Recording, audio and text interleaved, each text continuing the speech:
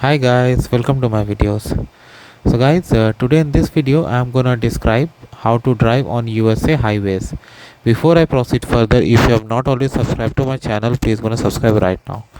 So guys, being a Canadian, I'm allowed to drive on USA highways. I mean in the USA, and currently I'm doing a tourism trip in the states. So today I had driven from Indianapolis to Arkansas. Like I went to Illinois, then Missouri, and then finally Arkansas. I crossed Indiana, then Illinois, and then Missouri to Oregon. Like 4 states I covered today. More than 900 kilometers I have driven. So I'm gonna describe some tips. Okay, and also how to handle different situations. So watch it out. So guys, when you do long driving on USA highways, make sure like it's always good to have maps. Although like some of you depend on the offline maps, I would recommend get an online map because it will give you the real update, and it's very important to understand them. If you are coming from Canada, you may find it difficult because the units here are in miles, not in kilometers. But if you are using maps, you can do the setting where it will only describe units in kilometers. So that will help you. But the speed limit that you see is going to alongside road and also on the map will be in miles. So you need to be familiar, like in your car dashboard, like I have, first it is in kilometers, then just beneath it it's in miles. So make sure you understand it and don't do any mistake. Okay, on USA highways generally you will see speed limit 70 out of cities. When you enter cities it may get reduced to 65, 60, and at some places even if construction is on, it could be 55, 50. So make sure you follow the speed limits, that's very important. Then when you drive, what you need, you may need washroom breaks, right?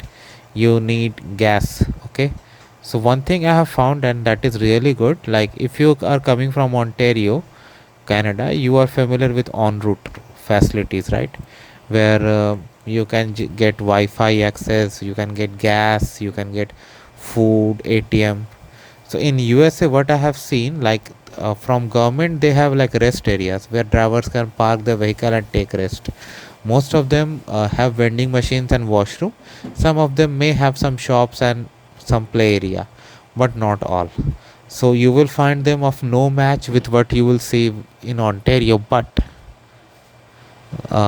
gas stations that you find on the route, like there are certain chains like Love, Come and Go, Pilot. These are some gas stations I used and they were excellent. Like inside the gas station, in my further videos I may give you a small tour.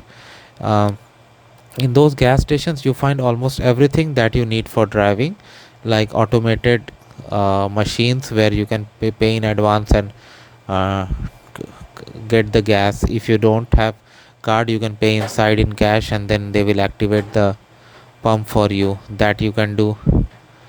Then washroom facilities they have, coffee they have, uh, things like phone charger, other machines that you may have. So these things are really very important and helpful, and you get all of that. Like some of the places I explored were beyond my imagination. Like in one gas station they had like family play area as well. I found, wow, that's good. So do not worry if you don't see anything like en route. Still you can get to a gas station and you'll find almost all the facilities that you need. So no worries about it, that really helps. Then in certain construction zones you will be asked to reduce the speed. One good thing about USA I have seen, like before, long before a construction zone begins or long before they reduce lanes, they give the message that lane reduction in 5 kilometer, left lane closes. Like they are excellent in doing that. So that will give you better understanding, like in which lane you should stay, and you should focus on that lane everywhere when you are going. And I would suggest, like, do not even dare to do over speeding, because if you are coming from Canada and you are driving in USA, you, although you are allowed to, but still you are in a different country, and in a different country you don't want to get any trouble with police, right? You want to stay low profile, right? So I would suggest, follow the traffic rules. Do not do any stunt driving. If you get caught, you may have a bigger penalty on you that you can imagine. So make sure you do not do that.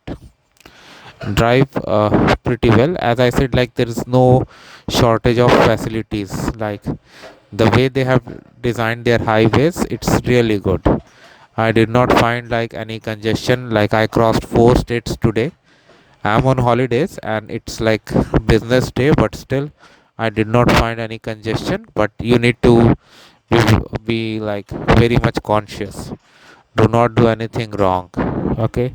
At some places, like, you may find it complicated to understand the maps, but that understanding you develop with time, so it will help you. And one more thing, like, some of you may have a question that if you're coming from outside of USA, like Canada, how will you use online maps? Because if you use your Canadian number, you're gonna pay a lot of money as international roaming fee.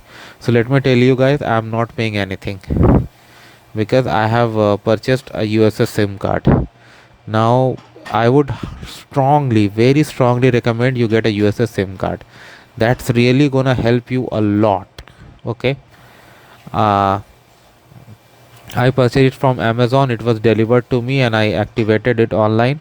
And when I was in the states, like, when I'm in the states, I'm using it, and I'm not having any issues.